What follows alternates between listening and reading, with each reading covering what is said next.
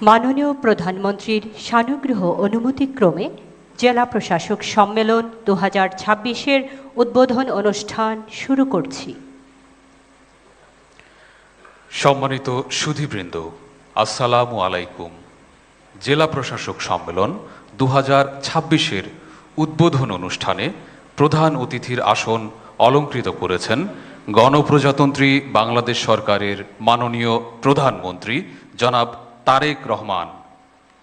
উদ্বোধন অনুষ্ঠানে উপস্থিত রয়েছেন মাননীয় মন্ত্রীবর্গ, মাননীয় প্রধানমন্ত্রীর উপদেষ্টাবৃন্দ, মাননীয় প্রতিমন্ত্রীগণ, সম্মানিত মন্ত্রিপরিষদ সচিব, মাননীয় প্রধানমন্ত্রীর মুখ্য সচিব, সশস্ত্র বাহিনীর প্রধানগণ, সিনিয়র সচিব ও সচিববৃন্দ, অন্যান্য ঊর্ধ্বতন কর্মকর্তাবৃন্দ, কমিশনার ও জেলা প্রশাসকবৃন্দ এবং প্রিন্ট ও ইলেকট্রনিক মিডিয়ার প্রতিনিধিবৃন্দ, প্রতিমন্ত্রী মহোদয়বৃন্দ এবং আমার সহকর্মীবৃন্দ, আসসালামু আলাইকুম। জেলা প্রশাসক সম্মেলন 2026-এর উদ্বোধন অনুষ্ঠানে আপনাদের সকলকে স্বাগত জানাচ্ছি। শুরুতেই গভীর শ্রদ্ধার সঙ্গে স্মরণ করছি মহান মুক্তিযুদ্ধের শহীদ ও বীর মুক্তিযোদ্ধাদের, যাদের আত্মত্যাগের বিনিময়ে আমরা অর্জন করেছি স্বাধীনতা। শ্রদ্ধাভরে স্মরণ করছি জুলাই অভ্যুত্থানের শহীদ ও আহত দেশপ্রেমিক ছাত্র জনতাকে, যাদের আত্মদান একটি ন্যায়ভিত্তিক, অন্তর্ভুক্তিমূলক ও গণতান্ত্রিক বাংলাদেশ বিনির্মাণের পথকে সুগম করেছে। সম্মানিত সুধীবৃন্দ, জেলা প্রশাসন একটি ঐতিহ্যবাহী প্রতিষ্ঠান। ব্রিটিশ ভারতে 1772 সালে প্রথম কালেক্টরের পদ সৃষ্টি করা হয়। পদটির নাম ছিল ডিস্ট্রিক্ট কালেক্টর। এর জন্য জেলা প্রশাসকের কার্যালয়কে আজও ঐতিহ্যগতভাবে কালেক্টরেট হিসেবে অভিহিত করা হয়। পরবর্তীকালে দায়িত্ব পালনের প্রয়োজনে ফৌজদারি বিচার ক্ষমতা অর্পণ করা হয় ও ডিস্ট্রিক্ট ম্যাজিস্ট্রেট নামে আরেকটি অভিধান সৃজন করা হয়। পাকিস্তান আমলে জেলার উন্নয়ন কার্যক্রমের সমন্বয় সাধনের জন্য ডিস্ট্রিক্ট ম্যাজিস্ট্রেট বা কালেক্টরেটের জন্য আরেকটি সত্তা সৃষ্টি করা হয়, যার নাম ডেপুটি কমিশনার। মাননীয় প্রধানমন্ত্রী, সময়ের পরিক্রমায় জেলা প্রশাসনের দায়িত্ব কার্যপরিধি বহুমাত্রিকভাবে বিস্তৃত হয়েছে। জেলা প্রশাসকগণ মাঠ পর্যায়ে সরকারের প্রতিনিধি হিসেবে দায়িত্ব পালন করে থাকেন। জেলা প্রশাসক সম্মেলন সরকারের নীতি ও কর্মপরিকল্পনা সরাসরি মাঠ পর্যায়ে পৌঁছে দেওয়ার একটি গুরুত্বপূর্ণ মাধ্যম।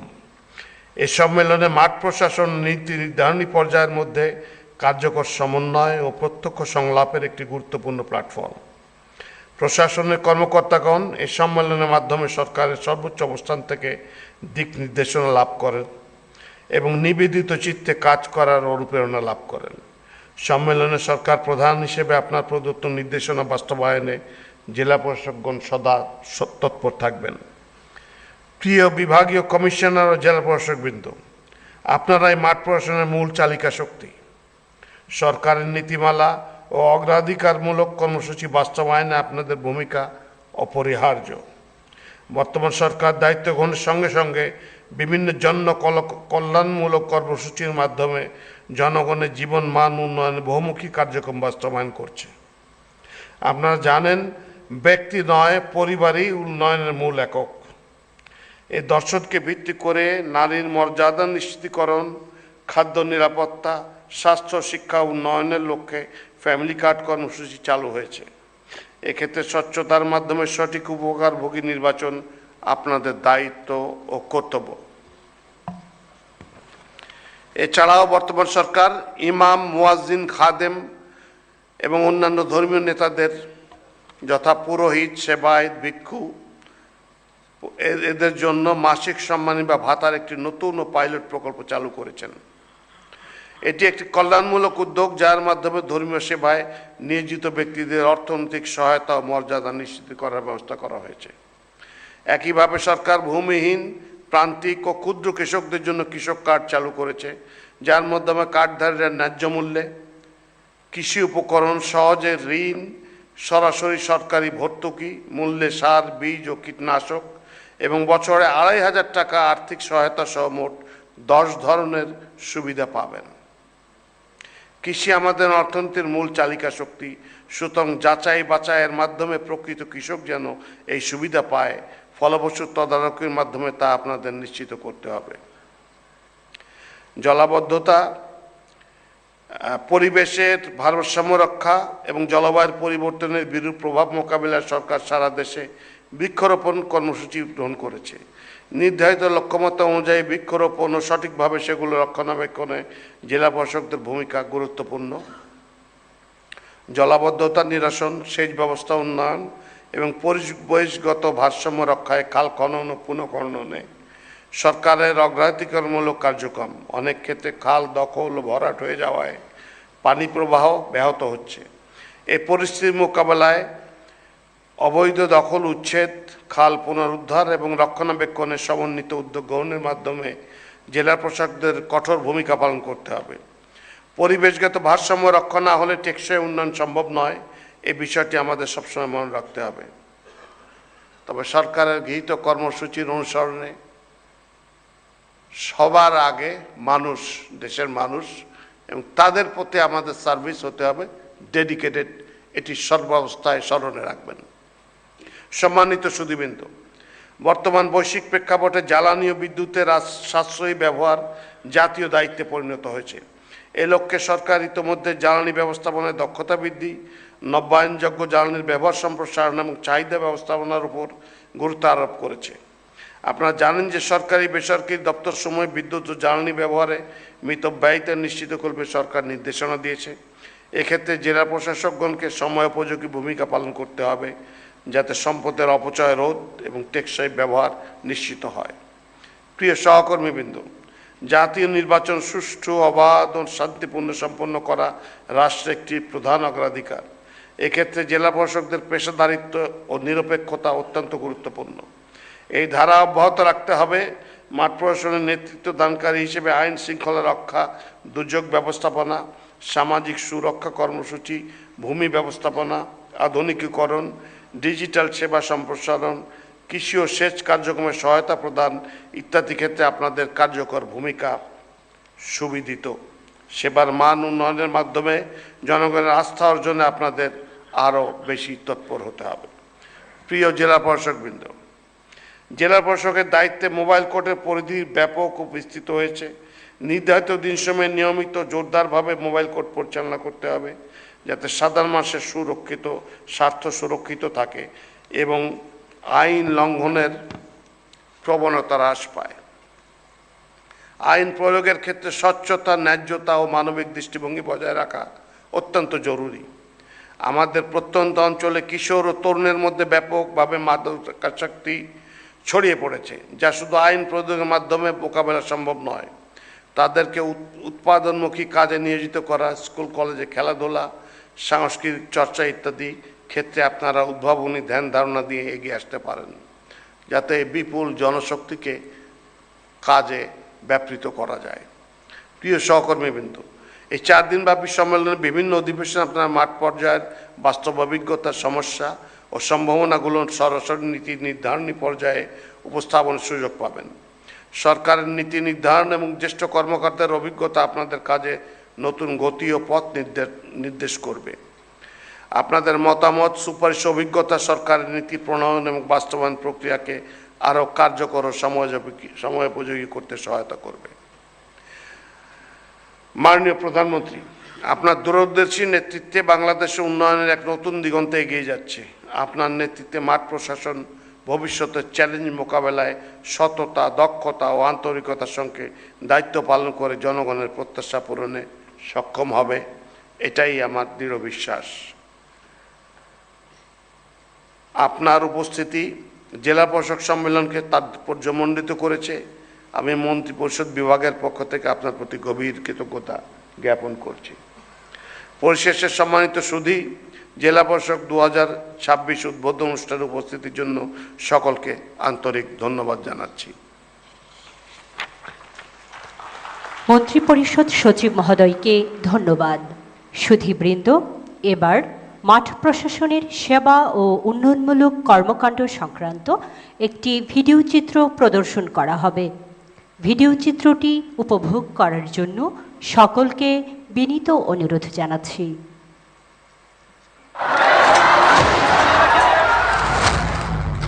ঐতিহাসিক জুলাই গণ অভ্যুত্থানের মাধ্যমে দীর্ঘ 17 বছরের ফ্যাসিবাদী শাসনের অবসানের পর শুরু হয় গণতন্ত্রের পথে নতুন অভিযাত্রা।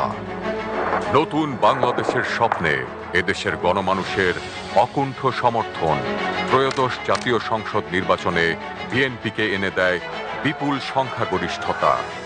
ঐতিহাসিক এই নির্বাচনে প্রশাসনের কর্মকর্তাদের স্বচ্ছতা, নিরপেক্ষতা ও আন্তরিকতার সাথে দায়িত্ব পালন দেশে বিদেশে নির্বাচনকে করেছে প্রশংসিত, গ্রহণযোগ্য। রাষ্ট্রনায়ক তারেক রহমানের নেতৃত্বে গঠিত হয় জনগণের সরকার। শুরু হয় গণতান্ত্রিক অভিযাত্রার এক নতুন অধ্যায়। নবগঠিত সরকারের নির্বাচনী প্রতিশ্রুতি বাস্তবায়নে প্রশাসন হয়ে ওঠে তৎপর। সকলের সহযোগিতায় আইন শৃঙ্খলা পরিস্থিতি নিয়ন্ত্রণে আনে মাঠ প্রশাসন। আইনের শাসন প্রতিষ্ঠায় এবং বিভিন্ন সামাজিক অপরাধ প্রতিরোধে দেশব্যাপী নিয়মিত ভ্রাম্যমাণ আদালত পরিচালনা করছেন বিজ্ঞ এক্সিকিউটিভ ম্যাজিস্ট্রেটগণ। দ্রব্যমূল্য স্বাভাবিক রাখতে সারা দেশে বাজার মনিটরিংয়ে রয়েছে তাদের তৎপরতা। পাশাপাশি টিসিবির মাধ্যমে ন্যায্য মূল্যে স্বল্প আয়ের মানুষের কাছে নিত্য প্রয়োজনীয় পণ্য পৌঁছে দিতে প্রতিনিয়ত সহায়তা দিয়ে যাচ্ছেন তারা। ফলে রমজান জুড়ে দ্রব্যমূল্য ছিল স্থিতিশীল। এতে স্বাচ্ছন্দ্যে ঈদ উদযাপন করতে পেরেছে এদেশের মানুষ। নারী শিক্ষা ও স্বাস্থ্য উন্নয়নে প্রয়াত দেশনেত্রী বেগম খালেদা জিয়ার আদর্শে অনুপ্রাণিত হয়ে বাল্যবিবাহ প্রতিরোধে নিয়মিত ভ্রাম্যমাণ আদালত পরিচালনা করছেন মাঠ প্রশাসনের কর্মকর্তারা। মাদক ও চোরাচালান বিরোধী কার্যক্রমের মাধ্যমে সমাজকে আরও নিরাপদ রাখতে তারা সদা সচেষ্ট। মা ইলিশ রক্ষায় অভিযান পরিচালনার মাধ্যমে মৎস্য সম্পদ সংরক্ষণেও গুরুত্বপূর্ণ অবদান রেখে চলেছেন তারা। সারা দেশে অবৈধ দখলদারদের বিরুদ্ধে জীবনের ঝুঁকি নিয়ে রাষ্ট্রীয় সম্পদ উদ্ধার করছেন মাঠ পর্যায়ের কর্মকর্তারা। হারিয়ে যাওয়া খাল পুনরুদ্ধারে মাননীয় প্রধানমন্ত্রীর দেশব্যাপী খাল খনন কার্যক্রমে মূল সমন্বয়কের কাজ করছে মাঠ প্রশাসন। স্বচ্ছতা ও জবাবদিহিতার মাধ্যমে মাননীয় প্রধানমন্ত্রীর প্রতিশ্রুত ফ্যামিলি কার্ড ঘরে ঘরে পৌঁছে দিতে অব্যাহত রয়েছে তাদের নিরলস প্রচেষ্টা। কৃষকদের আত্মনির্ভরশীল ও স্বাবলম্বী হিসেবে গড়ে তুলতে কৃষক কার্ড কার্যক্রম বাস্তবায়নে সহায়তা দিচ্ছেন তারা। পাশাপাশি বাস্তবায়িত হচ্ছে একগুচ্ছ সামাজিক নিরাপত্তা কর্মসূচি, যা বাংলাদেশের টেকসই উন্নয়নের পথে রাখছে গুরুত্বপূর্ণ অবদান। প্রতি শনিবার পরিষ্কার পরিচ্ছন্নতা সহ পরিবেশ সুরক্ষায় নানাবিধ উদ্যোগ গ্রহণ করেছেন মাঠ প্রশাসনের কর্মকর্তারা। পাশাপাশি স্কুল কলেজে শিক্ষার গুণগত মান নিশ্চিতে নিরলসভাবে কাজ করে যাচ্ছেন তারা। সার ও বীজ বিতরণ, নিয়মিত গণশুনানি, বিভিন্ন জাতীয় দিবস আয়োজন, ক্রীড়া ও সাংস্কৃতিক চর্চা এবং সেবামূলক উদ্ভাবনী কার্যক্রম প্রতিটি ক্ষেত্রেই তাদের দক্ষতা আজ সুস্পষ্টভাবে প্রতিফলিত। স্বচ্ছতা ও দ্রুততার সাথে ক্ষতিপূরণ প্রদানের ফলে ভূমি অধিগ্রহণ প্রক্রিয়ায় এসেছে গতি, সহজ হয়েছে প্রকল্প বাস্তবায়ন। ডিজিটাল ভূমি সেবার মাধ্যমে ভূমি ব্যবস্থাপনায় বৃদ্ধি পেয়েছে স্বচ্ছতা ও জবাবদিহিতা, কমেছে জনগণের ভোগান্তি। দৈনন্দিন কাজের পাশাপাশি যে কোনো দুর্যোগে মানুষের পাশে থেকে নিরলসভাবে কাজ করে যাচ্ছেন প্রশাসনের কর্মকর্তারা। অফিস সময়ের বাইরে, এমনকি সরকারি ছুটির দিনেও মানুষের প্রয়োজনে সর্বদা কাজ করে যাচ্ছেন তারা। রাষ্ট্রীয় নীতি বাস্তবায়নের গুরুত্বপূর্ণ দায়িত্ব পালন করছে মাঠ প্রশাসন। দুর্নীতি দমন, আইনের শাসন প্রতিষ্ঠা এবং জনসেবার মানোন্নয়নের মাধ্যমে জন আকাঙ্ক্ষা পূরণে মাঠ প্রশাসন দৃঢ় অঙ্গীকারবদ্ধ। সকলের সম্মিলিত প্রচেষ্টা ও ঐক্যের শক্তিতেই গড়ে উঠবে আমাদের কাঙ্ক্ষিত স্বনির্ভর নতুন বাংলাদেশ। সবার আগে বাংলাদেশ, এই প্রত্যয়ে মাননীয় প্রধানমন্ত্রীর গর্বিত সহযোগী বাংলাদেশের মাঠ প্রশাসন।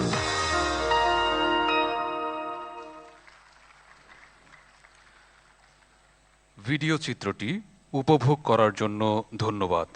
সম্মানিত সুধী, এ পর্যায়ে জেলা প্রশাসকগণের পক্ষ থেকে বক্তব্য প্রদান করবেন জেলা প্রশাসক নাটোর মিজ আসমা শাহিন। জেলা প্রশাসক নাটোরকে তার বক্তব্য প্রদানের জন্য অনুরোধ জানাচ্ছি।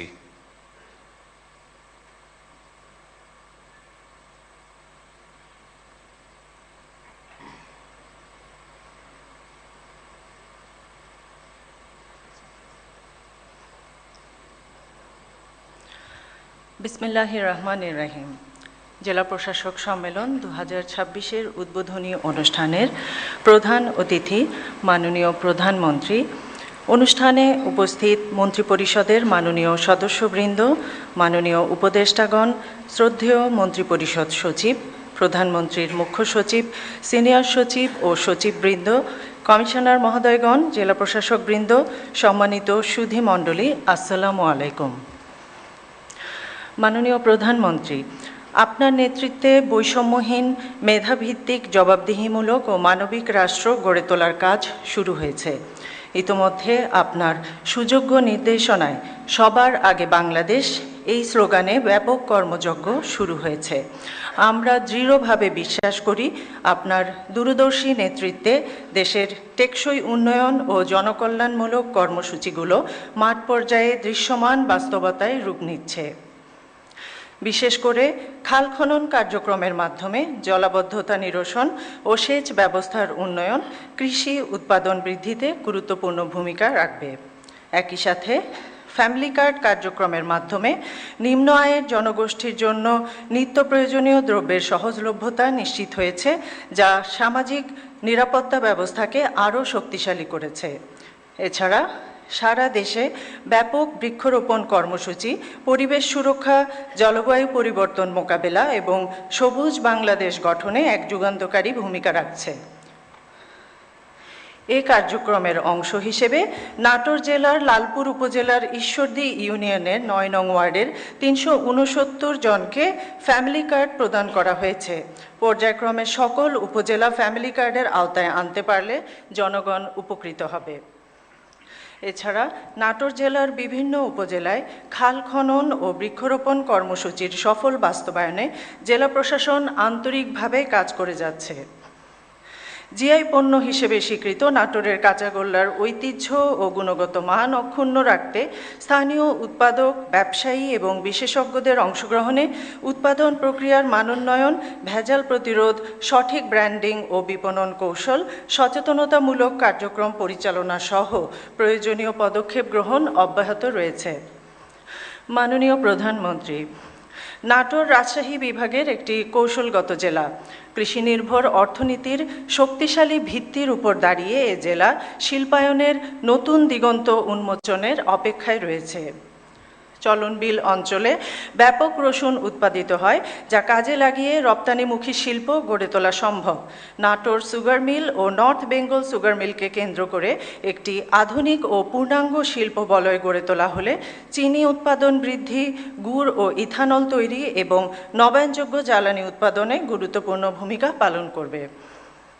উত্তরা গণভবন কেন্দ্রিক হেরিটেজ ট্যুরিজম হাব ও নাটোর রাজবাড়িকে ঘিরে হেরিটেজ ট্রেল বাস্তবায়ন হলে দেশি বিদেশি পর্যটক আকর্ষণ সম্ভব হবে।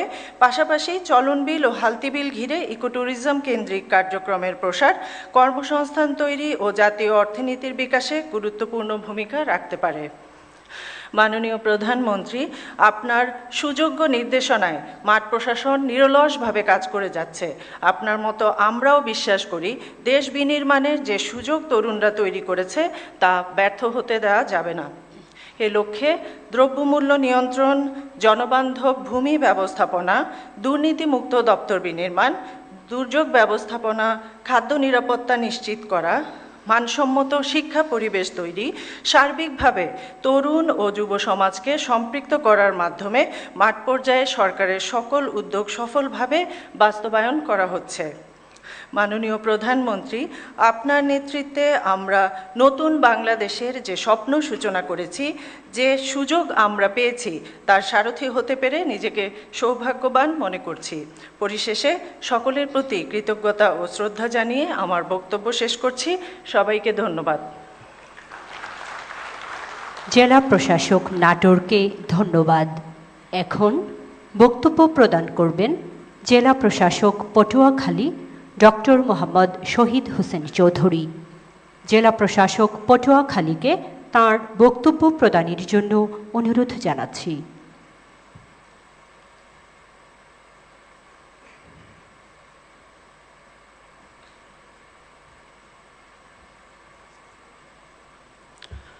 বিসমিল্লাহির রহমানির রহিম।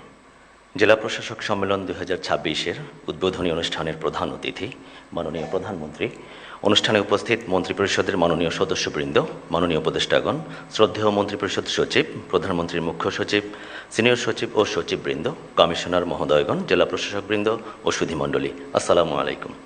মাননীয় প্রধানমন্ত্রী, উন্নয়নের প্রচলিত ধারণা থেকে বেরিয়ে এসে উন্নয়ন প্রক্রিয়ায় জনগণের প্রত্যক্ষ অংশগ্রহণ নিশ্চিত করে মানবকেন্দ্রিক উন্নয়ন দর্শনের উপর গুরুত্ব আরোপ করা যখন সময়ের দাবি, তখন এই দর্শন বাস্তবায়নের লক্ষ্যে বর্তমান সরকারের বিভিন্ন উদ্ভাবনী ও কল্যাণমুখী উদ্যোগ প্রশংসিত হয়েছে। এই সকল উদ্যোগের মাঠ পর্যায়ের বাস্তবায়ন জেলা প্রশাসনের প্রত্যক্ষ তত্ত্বাবধানেই চলমান রয়েছে। সুধীমণ্ডলী, কল্যাণমুখী রাষ্ট্র গঠনের লক্ষ্যে ব্যক্তি নয়, পরিবারই উন্নয়নের মূল একক, এই নীতিকে সামনে রেখে ফ্যামিলি কার্ড প্রবর্তন করা হয়েছে।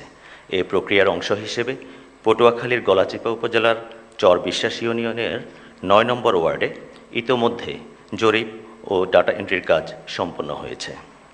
মাননীয় প্রধানমন্ত্রী, পটুয়াখালী দক্ষিণাঞ্চলের দারিদ্র্য পীড়িত দুর্যোগপ্রবণ একটি জেলা।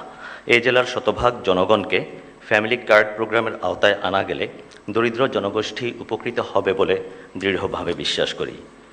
সুধীমণ্ডলী, এটি সর্বজন বিদিত যে ফ্যামিলি কার্ডের মতোই সরকারের প্রবর্তিত কৃষি কার্ড, ক্রীড়া কার্ড, হেলথ কার্ড, ইমাম, মুয়াজ্জিন, পুরোহিত, সেবায়েতগণের জন্য ভাতার ব্যবস্থা সমাজে ইতিবাচক প্রভাব ফেলেছে। ডেঙ্গু ও চিকুনগুনিয়ার প্রাদুর্ভাবের বিষয় মাথায় রেখে সরকারের প্রোঅ্যাক্টিভ প্রোগ্রাম হিসেবে বর্ষা মৌসুমের পূর্বেই গত 14 মার্চ থেকে গৃহীত প্রতি শনিবারের পরিচ্ছন্নতা কার্যক্রম জনমনে স্বস্তি দিচ্ছে। দেশব্যাপী নদী, খাল, জলাধার খনন পুনঃখনন কর্মসূচির আওতায় আগামী 5 বছরে 20,000 কিলোমিটার খাল খননের অংশ হিসেবে পটুয়াখালী জেলায় প্রাথমিকভাবে 41টি খাল খনন পুনঃখননের কাজ চলমান রয়েছে। এছাড়া পরিবেশের ভারসাম্য রক্ষা ও জলবায়ু পরিবর্তনের ঝুঁকি কমাতে 5 বছরে 25 কোটি বৃক্ষরোপণ কর্মসূচির মতো যুগান্তকারী উদ্যোগের শতভাগ সদ্ব্যবহার করতে পটুয়াখালী জেলা প্রশাসন বদ্ধপরিকর।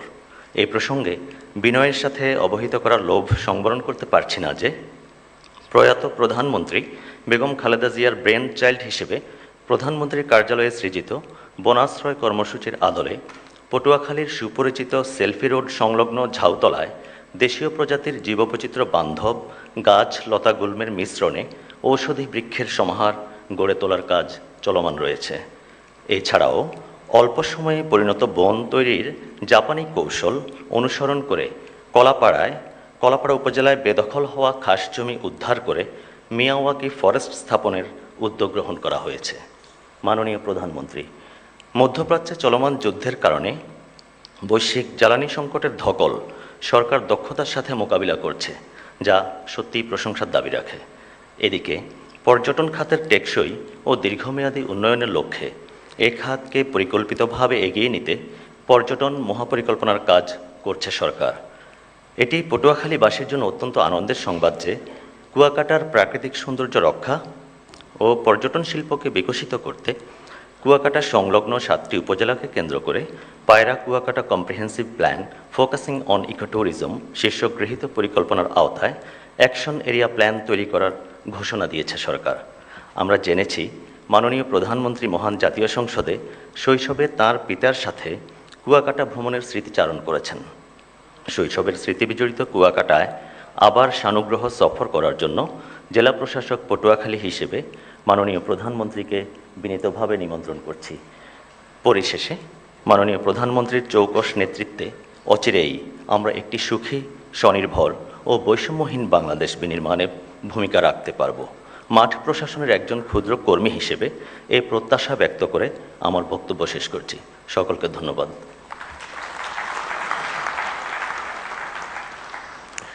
জেলা প্রশাসক পটুয়াখালীকে ধন্যবাদ। সম্মানিত সুধী, এবারে কমিশনারগণের পক্ষ থেকে বক্তব্য প্রদান করবেন কমিশনার চট্টগ্রাম বিভাগ ডক্টর মোহাম্মদ জিয়াউদ্দিন। কমিশনার চট্টগ্রাম বিভাগকে তার বক্তব্য প্রদানের জন্য অনুরোধ জানাচ্ছি। বিসমিল্লাহির রহমানির রহিম। জেলা প্রশাসক সম্মেলন 2026-এ আজ উদ্বোধনী অনুষ্ঠানে উপস্থিত প্রধান অতিথি মাননীয় প্রধানমন্ত্রী জনাব তারেক রহমান এমপি, উপস্থিত মাননীয় মন্ত্রী, উপদেষ্টা, প্রতিমন্ত্রী মহোদয়গণ ও সম্মানিত শ্রদ্ধেয় সহকর্মীবৃন্দ, আসসালামু আলাইকুম।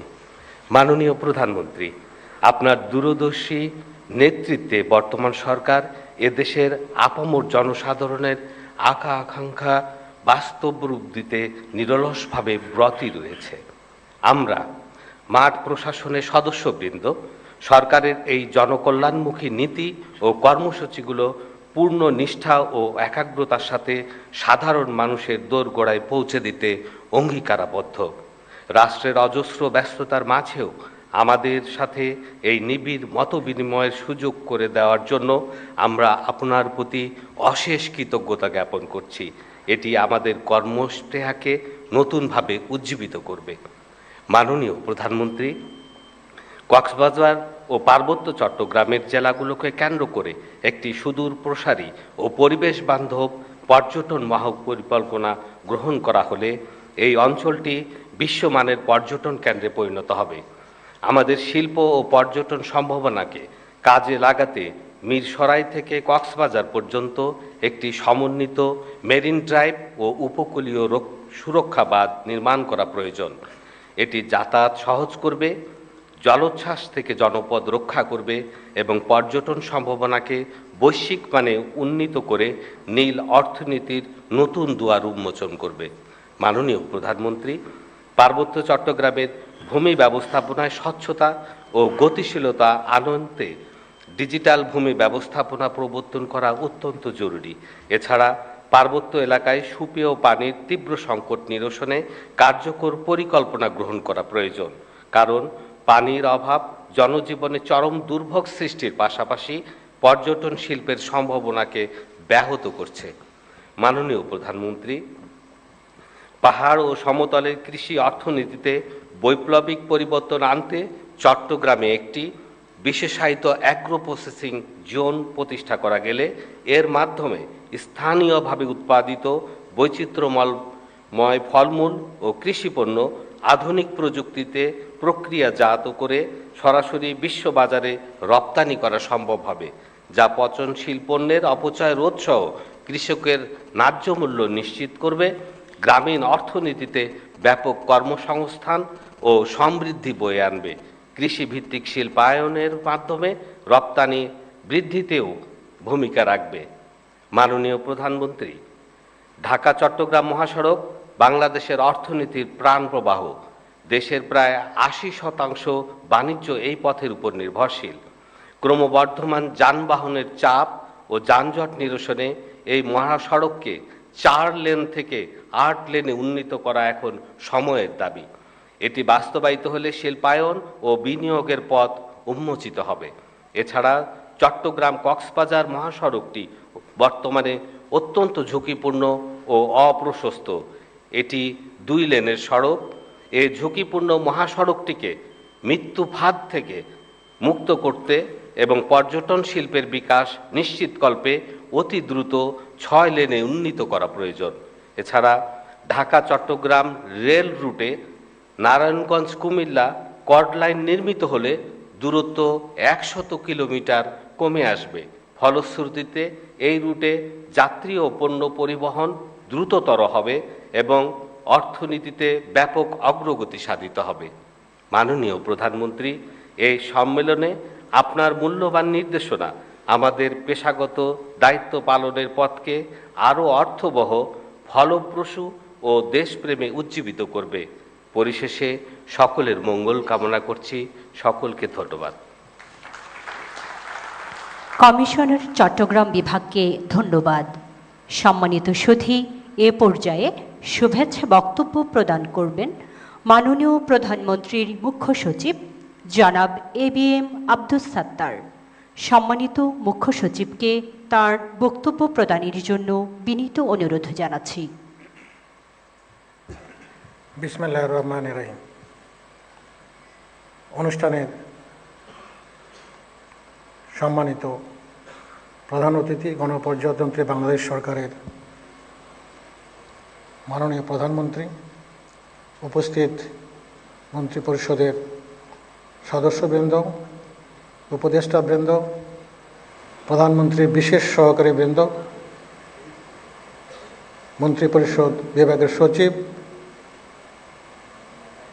এবং সচিববৃন্দ, বিভাগীয় কমিশনার এবং জেলা প্রশাসক, সহকর্মীবৃন্দ, আসসালামু আলাইকুম।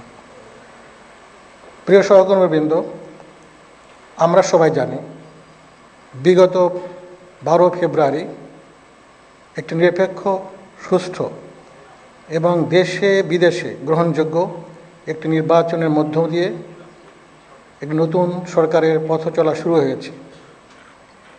নির্বাচনের আগে বর্তমান সরকার যে দল, বাংলাদেশ জাতীয়তাবাদী দল বিএনপি, 31 দফা একটি সংস্কার কর্মসূচি জনগণের কাছে উপস্থাপন করেছিলেন এবং নির্বাচনের অব্যাহতি পূর্বে নির্বাচনী ইশতেহার ঘোষণা করা হয়েছিল। তো আমাদের দায়িত্ব হলো এই সরকারের 31 দফা কর্মসূচি এবং নির্বাচনী ইশতেহারকে অনুসরণ করে জনগণের প্রত্যাশা পূরণ করা। প্রিয় সহকর্মীবৃন্দ, আপনারা লক্ষ্য করেছেন নির্বাচিত সরকারের যে মাননীয় প্রধানমন্ত্রী, উনি বিগত 2.5 মাস কিভাবে কাজ করছেন এবং তার প্রত্যাশা কি আমাদের কাছে, এটাও আপনারা উদ্ভাবন করেছেন। আমি আশা করি আপনারা সেই বার্তাটি আন্তরিকভাবে গ্রহণ করবেন এবং সর্বোচ্চ মেধা এবং দক্ষতা দিয়ে সেটা পালন করার চেষ্টা করবেন। আমরা মাননীয় প্রধানমন্ত্রীর কার্যালয়, কেন্দ্রীয় প্রশাসন এবং মাঠ প্রশাসনের সমন্বয় সাধন করে থাকি। আমি প্রতিশ্রুতি দিচ্ছি যে আপনারা যে কোনো সমস্যা, যে কোনো কার্যক্রম পরিচালনায় মাননীয় প্রধানমন্ত্রীর কার্যালয়কে সর্বসময় আপনাদের কাছে পাবেন। প্রিয় সহকর্মীবৃন্দ, আমরা একটি স্লোগান আমাদের ধারণ করতে হবে, সেটি হলো করব কাজ, গর্ব দেশ, সবার আগে বাংলাদেশ। আপনারা বাংলাদেশকে সামনে রেখে, এই দেশের জনগণকে সামনে রেখে আপনারা আইনকে প্রয়োগ করবেন নিরপেক্ষভাবে, সততার সঙ্গে, দক্ষতার সঙ্গে। আমি আবার রিপিট করছি, বাংলাদেশকে গড়ে তুলতে হবে। এই গড়ে তুলতে হলে আপনাদের সততা এবং দক্ষতা সবচেয়ে বড় প্রয়োজন। আমরা আপনাদের সুন্দর পথ চলা, সুন্দর কার্যক্রম পরিচালনা পরম করুণাময় সহায়তা দেন আমাদের। সবাই ভালো থাকুন, সুস্থ থাকুন। আসসালামু আলাইকুম। মুখ্য সচিব মহোদয়কে ধন্যবাদ। সম্মানিত সুধী, এ পর্যায়ে বক্তব্য প্রদান করবেন মাননীয় প্রতিমন্ত্রী, জনপ্রশাসন মন্ত্রণালয়, জনাব মোহাম্মদ আব্দুল বারী। মাননীয় প্রতিমন্ত্রীকে তার বক্তব্য প্রদানের জন্য বিনীত অনুরোধ জানাচ্ছি।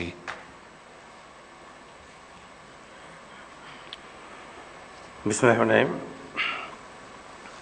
জেলা প্রশাসক সম্মেলন 2026-এর উদ্বোধন অনুষ্ঠানে উপস্থিত গণপ্রজাতন্ত্রী বাংলাদেশ সরকারের মাননীয় প্রধানমন্ত্রী জনাব তারেক রহমান, মাননীয় মন্ত্রী মহোদয়গণ, উপদেষ্টা মহোদয়গণ, মাননীয় প্রতিমন্ত্রীবৃন্দ, মাননীয় প্রধানমন্ত্রীর বিশেষ সহকারীবৃন্দ, মন্ত্রিপরিষদ সচিব, প্রধানমন্ত্রীর মুখ্য সচিব, সেনা, নৌ, বিমান বাহিনী প্রধানগণ, সিনিয়র সচিববৃন্দ ও সচিব, বিভাগীয় কমিশনার ও জেলা প্রশাসক, আমন্ত্রিত অতিথিবৃন্দ, প্রিন্ট ও ইলেকট্রনিক মিডিয়ার সদস্যবৃন্দ, উপস্থিত অন্যান্য কর্মকর্তাবৃন্দ ও সুধীমণ্ডলী, আসসালামু আলাইকুম।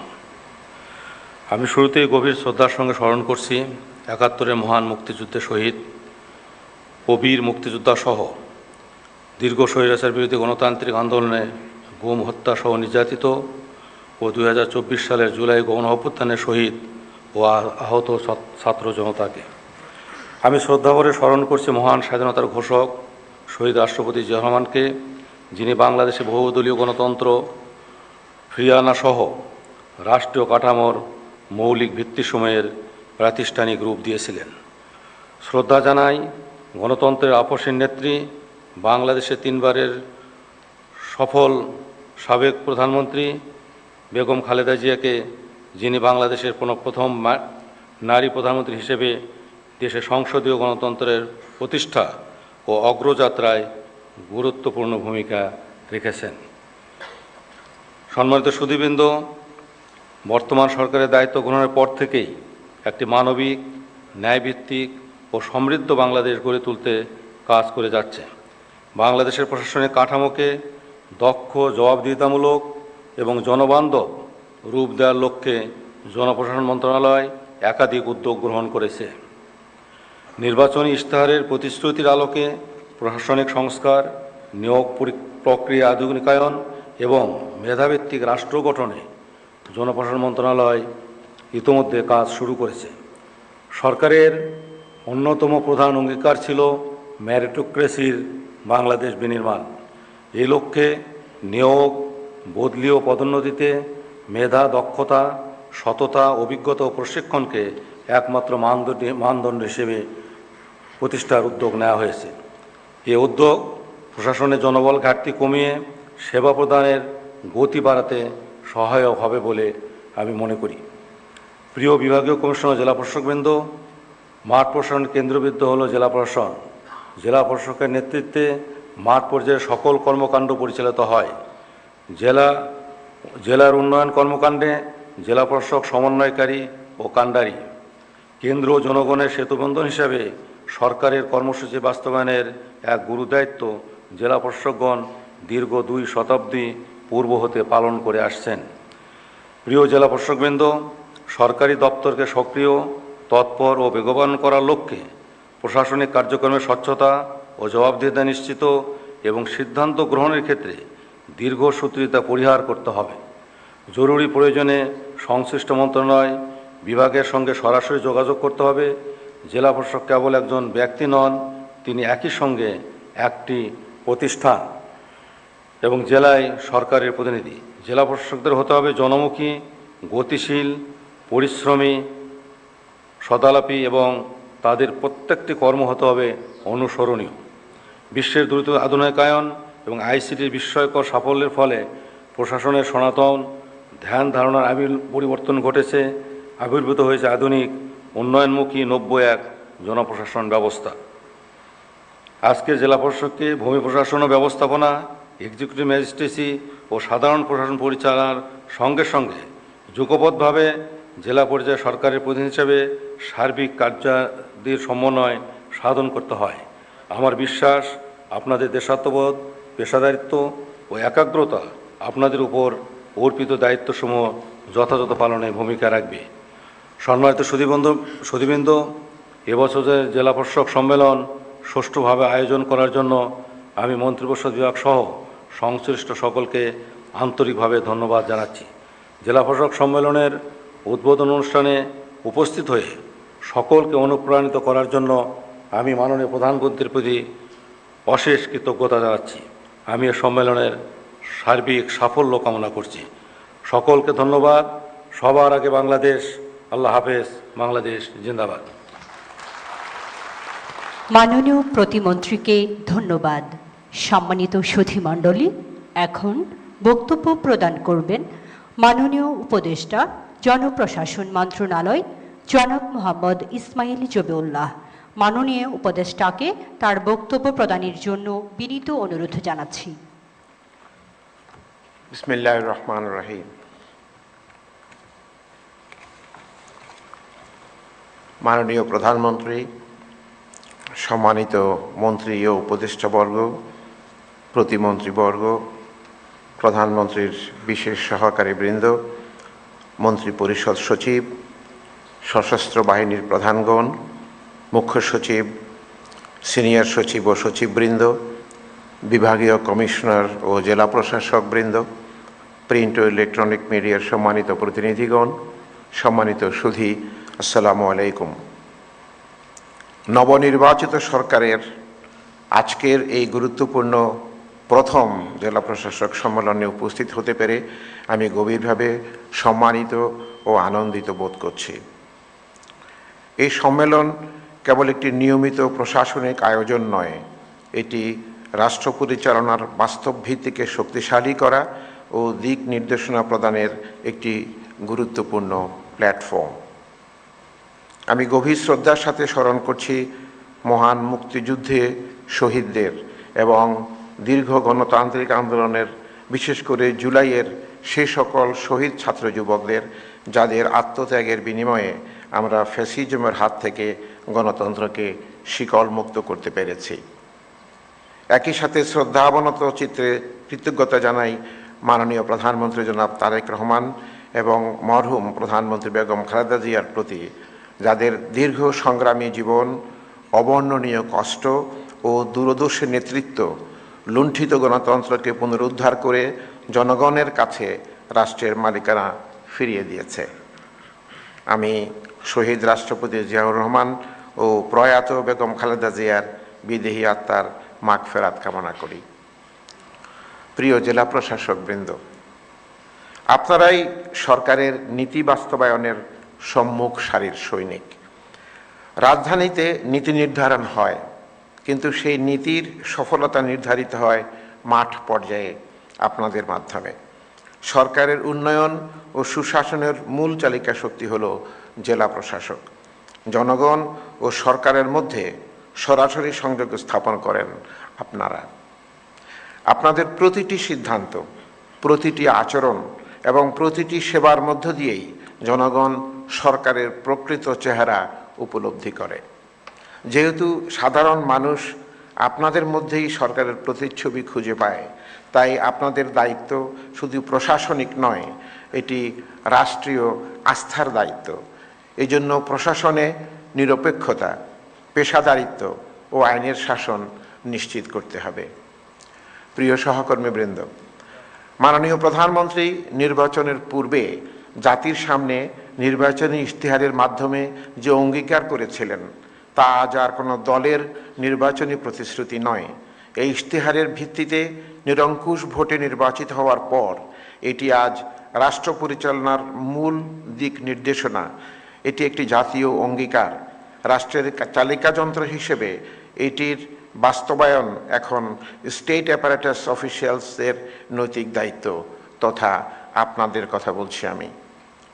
প্রিয় সহকর্মীবৃন্দ, মেরিটোক্রেসির বাংলাদেশ বিনির্মাণ, জবাবদিহিমূলক ও জনবান্ধব জনপ্রশাসন গঠন, রাষ্ট্রীয় প্রতিষ্ঠানে পেশাদারিত্ব বৃদ্ধি ও দলীয়করণ রোধ, বেসরকারি সার্ভিস রুল প্রণয়ন, পিএসসিকে শক্তিশালী করা, এসবই সরকারের নির্বাচনী অঙ্গীকার। এই অঙ্গীকার বাস্তবায়নের দায়িত্ব আপনাদের হাতে। আপনাদেরই এগিয়ে আসতে হবে আপনাদের ভবিষ্যৎ প্রজন্মের জন্য, যাদের কাছে একদিন এসে আপনি বলবেন, ভাই আমি তোমার সহকর্মী ছিলাম।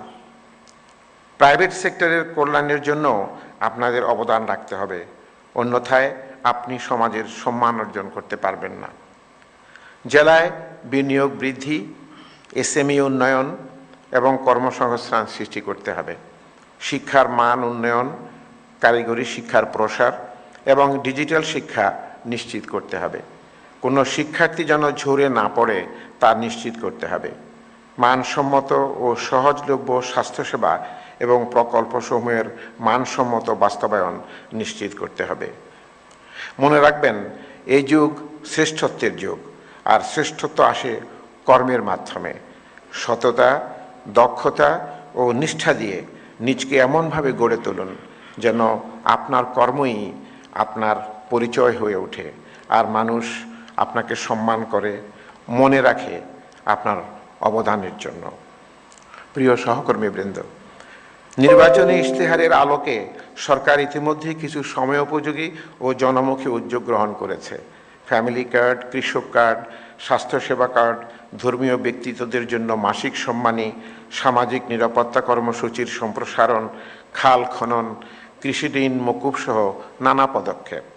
এগুলো কেবল প্রতিশ্রুতি বাস্তবায়ন নয়, এগুলো রাষ্ট্র ও নাগরিকের মধ্যে আস্থার এক দৃঢ় সেতুবন্ধন। এই আস্থা ধরে রাখা এবং আরও শক্তিশালী করা আমাদের সবার দায়িত্ব। সঠিক উপকারভোগীদের কাছে যাতে সেবা পৌঁছায় তা নিশ্চিত করতে হবে। জনগণের অভিযোগ শুনতে হবে, শুনানি দিতে হবে। আমি আপনাদের প্রতি বিশেষভাবে আহ্বান জানাই, সময় উপযোগী সঠিক ও দ্রুত সিদ্ধান্ত দিয়ে মানুষের মন জয় করে নিন। আইন শৃঙ্খলা রক্ষা, দ্রব্যমূল্য নিয়ন্ত্রণ, নিত্য প্রয়োজনীয় পণ্যের সরবরাহ নিশ্চিতকরণ, সাপ্লাই চেইন সচল রাখা, বিদ্যুৎ ও জ্বালানি সংকট যেন না হয় তা নিশ্চিত করা এবং মোবাইল কোর্টের কার্যকর প্রয়োগের মাধ্যমে মানুষের জীবনে স্বস্তি আনুন। জনগণের কাছে দ্রুত, সহজ ও হয়রানিমুক্ত সেবা পৌঁছে দিন। প্রতিটি নাগরিকের প্রতি সম্মান দেখিয়ে তাদের সমস্যাকে গুরুত্ব দিন, যাতে জনগণের আস্থা তৈরি হয়। খাল খনন, জলাবদ্ধতা নিরসন, পরিচ্ছন্নতা অভিযান পরিচালনা এবং উদ্ভাবনী উদ্যোগ গ্রহণের মাধ্যমে স্থানীয় উন্নয়ন কার্যক্রমে গতি আনুন। মনে রাখবেন, প্রতিটি উদ্যোগ মানুষের জীবনে পরিবর্তন আনে। মাননীয় প্রধানমন্ত্রীর খাল খনন কর্মসূচির পেছনে রয়েছে গভীর দর্শন। এর মাধ্যমে কেবল কৃষির উপকার বা জলাবদ্ধতা দূর হবে না, বরং ভবিষ্যতে বাংলাদেশের বুক চিরে একটি কার্যকর নৌ যোগাযোগ ব্যবস্থারও নতুন সম্ভাবনা তৈরি হবে। প্রিয় সহকর্মীবৃন্দ, মাঠ পর্যায়ে সরকারের কার্যক্রম বাস্তবায়নে আপনারাই অগ্রণী ভূমিকা পালন করছেন। দপ্তরগুলোর মধ্যে সমন্বয় বাড়াতে হবে, মাঠ পর্যায়ের সমস্যা চিহ্নিত করে সমাধানের কার্যকর পদক্ষেপ গ্রহণ করতে হবে। দালাল মুক্ত ভূমি সেবা নিশ্চিত করতে হবে। নতুন চ্যালেঞ্জ মোকাবেলা করে উদ্ভাবনী চিন্তাধারার মাধ্যমে আপনাদের দায়িত্ব পালন করতে হবে। প্রিয় সহকর্মীবৃন্দ, বিএনপি একটি সাহসী অঙ্গীকার করেছে অর্থনীতির গণতান্ত্রায়ন, ডেমোক্রেটাইজেশন অব ইকোনমি, আর 2034 সালের মধ্যে $1 ট্রিলিয়ন অর্থনীতি গড়ে তোলার। এই লক্ষ্য শুধু একটি সংখ্যা নয়, এটি একটি সম্ভাবনার দিগন্ত, একটি আত্মবিশ্বাসী বাংলাদেশের স্বপ্ন। ক্রনিক ক্যাপিটালিজম বা অলিগার্কি থেকে বেরিয়ে এসে বৈষম্যহীনভাবে মুক্ত অর্থনীতির চর্চা করে সকল স্তরের মানুষের অর্থনৈতিক কর্মকাণ্ডে অংশগ্রহণের সুযোগ করে দেয়া হচ্ছে আমাদের লক্ষ্য। এই স্বপ্ন বাস্তবায়নের দায়িত্ব আপনাদের সকলের উপর ন্যস্ত। উদ্ভাবনী চিন্তা, মেধা, শ্রম ও বিনিয়োগের মাধ্যমে প্রতিটি কর্মক্ষেত্রকে আপনারা উৎপাদনের একক সম্ভাবনার কেন্দ্রে পরিণত করতে পারেন। মনে রাখবেন, প্রতিটি জেলা, আমার জানা মতে বর্তমানে জেলা প্রশাসকদের মধ্যে 63% স্কুল জীবনে বিজ্ঞানের ছাত্র ছিলেন। সুতরাং আমার মনে হয় তাদের পক্ষে এই উদ্ভাবনী অংশটুকুকে নিবিড়ভাবে দেখা সম্ভব। প্রতিটি জেলা প্রশাসকের কার্যালয় হতে পারে উদ্ভাবনের একটি ইনকিউবেশন সেন্টার। স্থানীয় প্রতিটি সমস্যাকে চিহ্নিত করে মেধাবীদের কাজে লাগিয়ে আপনাদের নেতৃত্বে প্রযুক্তি ও সেবার নিত্য নতুন সমাধান দিয়ে নিজকে অনন্য করে তুলুন। আপনারা চাইলে স্থানীয় সম্পদ ও সংস্কৃতিকে কাজে লাগিয়ে অ্যাগ্রো ট্যুরিজম গড়ে তুলতে উৎসাহ দিতে পারেন, যা স্থানীয় অর্থনীতিতে নতুন প্রাণ সঞ্চার করবে। ক্রীড়া প্রতিযোগিতা আয়োজনের মাধ্যমে মানুষের মাঝে উদ্দীপনা, সংযোগ ও আনন্দ ছড়িয়ে দিতে পারেন। কারণ আমরা যতই ডিজিটাল হচ্ছি, ততই একাকিত্বের দেয়াল উঁচু হচ্ছে, আর এই একাকিত্ব থেকেই জন্ম নেয় হতাশা, যা সমাজকে অস্থির করে তোলে। আমরা দেখছি হতাশ যুব সমাজ কীভাবে নেশায় আসক্ত হয়ে পড়ছে। তাই সমাজকে নেশামুক্ত, সচল, প্রাণবন্ত ও সংযুক্ত রাখতে ক্রীড়া ও সাংস্কৃতিক কার্যক্রমের কোনো বিকল্প নেই। এই বাস্তবতাকে অনুধাবন করেই মাননীয় প্রধানমন্ত্রী নতুন করে স্পোর্টস চালু করেছেন, যেখানে তরুণ প্রজন্ম শুধু খেলাধুলা নয়, জীবন বোধেও সমৃদ্ধ হয়ে উঠবে। সম্মানিত সহকর্মীবৃন্দ, রাষ্ট্রের প্রতি জনগণের আস্থা গড়ে ওঠে আমাদের সততা, আমাদের দক্ষতা আর আমাদের আচরণের উপর। একটি ছোট ভুল যেমন সে আস্থাকে নাড়িয়ে দিতে পারে, তেমনি একটি ছোট ভালো কাজও মানুষের হৃদয়ে গভীর ছাপ রেখে যায়। তাই প্রতিটি অভিজ্ঞতা থেকে শিখে নিজেদের আরও দক্ষ, আরও জবাবদিহিমূলক এবং আরও মানবিক করে তোলাই আমাদের পথ। মনে রাখতে হবে, প্রশাসন কখনই একা পথ চলতে পারে না। রাষ্ট্রীয় নীতি, রাজনৈতিক বাস্তবতা আর জনগণের প্রত্যাশা, এই তিনের সুর মিলিয়েই তৈরি হয় একটি কার্যকর প্রশাসন। এই সুর যত সুন্দর হবে, আমাদের পথ চলাও তত মসৃণ হবে। মাননীয় প্রধানমন্ত্রী ইতিমধ্যেই সময়ানুবর্তিতা, কর্মনিষ্ঠা এবং শৃঙ্খলার এক অনন্য দৃষ্টান্ত স্থাপন করেছেন। আমি যাকে বলি লিডারশিপ বাই এক্সাম্পল। অপ্রয়োজনীয় জাঁকজমক থেকে সরে এসে সময়ের সঠিক ব্যবহার, এই সহজ কিন্তু শক্তিশালী বার্তাই আমাদের সামনে নতুন এক প্রশাসনিক সংস্কৃতির দিক নির্দেশনা দিচ্ছে। আপনারা মাঠে ময়দানে এই সংস্কৃতিকে ছড়িয়ে দিন। সম্মানিত জেলা প্রশাসকবৃন্দ, আমাদের লক্ষ্য একটি আধুনিক, দক্ষ, জবাবদিহিমূলক ও জনবান্ধব প্রশাসন, যেখানে সেবা হবে দ্রুত এবং নাগরিক কেন্দ্রিক, যেখানে ন্যায় বিচার হবে নিশ্চিত আর দুর্নীতির বিরুদ্ধে থাকবে জিরো টলারেন্স। জেলা প্রশাসকগণই সরকারের উন্নয়ন কর্মসূচি মাঠ পর্যায়ে বাস্তবায়নের মূল দায়িত্বশীল ও কৌশলগত শক্তি। আপনাদের কর্মদক্ষতা, নিষ্ঠা ও সমন্বিত উদ্যোগের মাধ্যমেই জাতীয় উন্নয়নের অগ্রযাত্রা আরও বেগবান হবে। আমি বিশ্বাস করি আপনাদের উপর অর্পিত দায়িত্ব আপনারা সততা, নিষ্ঠা, পেশাদারিত্ব ও যথাযথ আন্তরিকতার সাথে পালন করবেন। আপনাদের সাফল্যই সরকারের সাফল্য, আর আপনাদের ব্যর্থতা মানে সরকারের ব্যর্থতা, খেটে খাওয়া মানুষের স্বপ্নের সমাধি। তাই দায়িত্বকে কেবল চাকরি হিসেবে নয়, রাষ্ট্রের প্রতি অঙ্গীকার হিসেবে নিন। ক্ষমতাকে সুবিধা হিসেবে নয়, সেবার এক পবিত্র মাধ্যম হিসেবে ব্যবহার করুন। আসুন আমরা সবাই মিলে গড়ে তুলি একটি মেধাভিত্তিক, জবাবদিহিমূলক ও সত্যিকার অর্থে জনবান্ধব বাংলাদেশ। পরিশেষে আমি এই সম্মেলনের সার্বিক সাফল্য কামনা করছি। মাননীয় প্রধানমন্ত্রী, আপনি শত কর্মব্যস্ততা সত্ত্বেও আজকের এই গুরুত্বপূর্ণ জেলা প্রশাসক সম্মেলনে উপস্থিত থেকে দিক নির্দেশনামূলক বক্তব্য দেবেন, সেই জন্য আপনার প্রতি আন্তরিক কৃতজ্ঞতা। বাংলাদেশ জিন্দাবাদ, সবার আগে বাংলাদেশ। মাননীয় উপদেষ্টাকে ধন্যবাদ। সুধীবৃন্দ, এখন দিক নির্দেশনামূলক ভাষণ প্রদান করবেন গণপ্রজাতন্ত্রী বাংলাদেশ সরকারের মাননীয় প্রধানমন্ত্রী জনাব তারেক রহমান। মাননীয় প্রধানমন্ত্রীকে তার মূল্যবান ভাষণ প্রদান এবং জেলা প্রশাসক সম্মেলন 2026-এর শুভ উদ্বোধন ঘোষণা করার জন্য সবিনয় অনুরোধ জানাচ্ছি। সম্মানিত সুধীবৃন্দ, মাননীয় প্রধানমন্ত্রী। ধন্যবাদ। বিসমিল্লাহির রহমানির রহিম।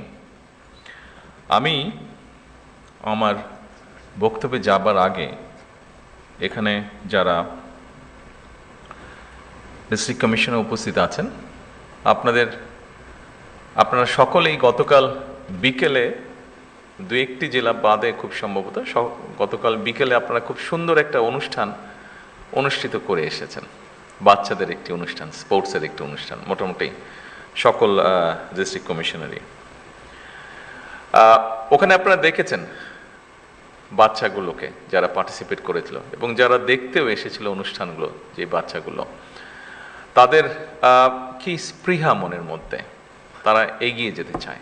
আমার মনে হয় আজকের এই জেলা প্রশাসক সম্মেলনের আমাদের মেইন স্পৃহাটা বা মোটোটা হোক সেই বাচ্চাদের যেই মোটোটা, অর্থাৎ সামনে এগিয়ে যাওয়া, এটাই হোক আজকে আমাদের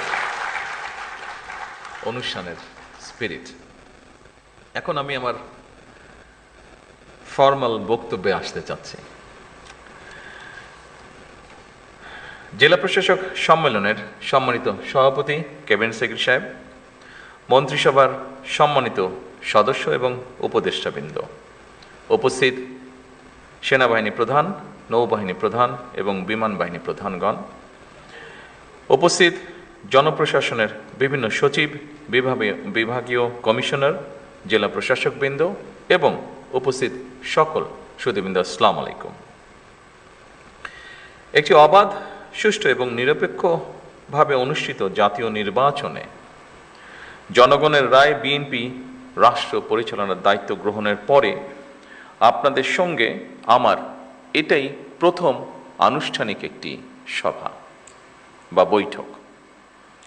12 ফেব্রুয়ারি জাতীয় নির্বাচন অনুষ্ঠানে আপনাদের সবাই হয়তো জেলা প্রশাসক হিসেবে সরাসরি জাতীয় নির্বাচনের সঙ্গে হয়তো সংশ্লিষ্ট ছিলেন না, তবে আপনারা প্রায় প্রত্যেকেই হয়তো যিনি যার অবস্থান থেকে প্রত্যক্ষ কিংবা পরোক্ষভাবে জাতীয় নির্বাচন পরিচালনা কার্যক্রমের সাথে হয়তো জড়িত ছিলেন।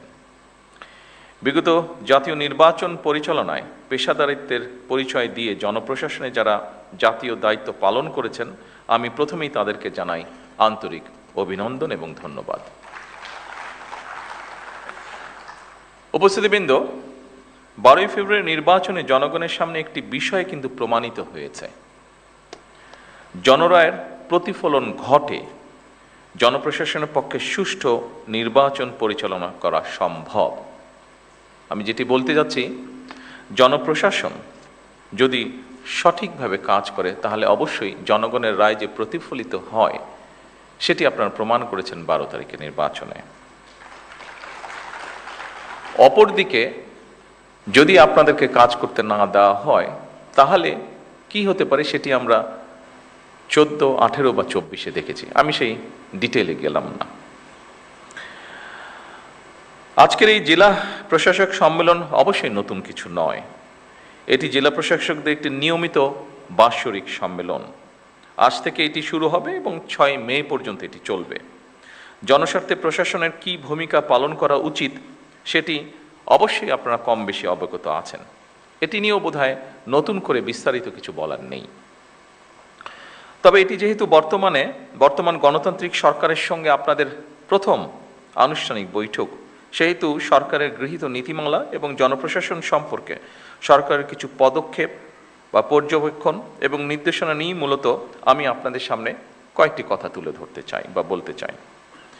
একটি দেশের জনপ্রশাসনে পদোন্নতি কিংবা পোস্টিংয়ের জন্য যতগুলি প্রশাসনিক পদ রয়েছে, প্রতিটি পদই রাষ্ট্র এবং সরকারের জন্য অবশ্যই প্রয়োজনীয় এবং গুরুত্বপূর্ণ।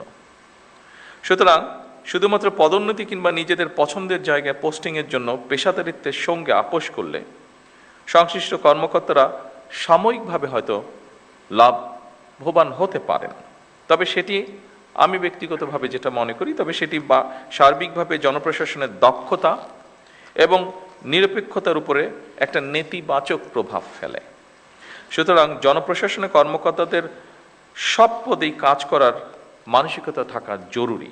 কেন জরুরি আমি এক্ষুনি আপনাদের সামনে সেটি বলবো। সবসময় নিজেদের পছন্দের পদে পদায়ন কিংবা পোস্টিং পাওয়ার মানসিকতাই কিন্তু জনপ্রশাসনকে হয়তোবা দুর্নীতিপরায়ণ এবং অপেশাদার করে তোলার অন্যতম একটি কারণ।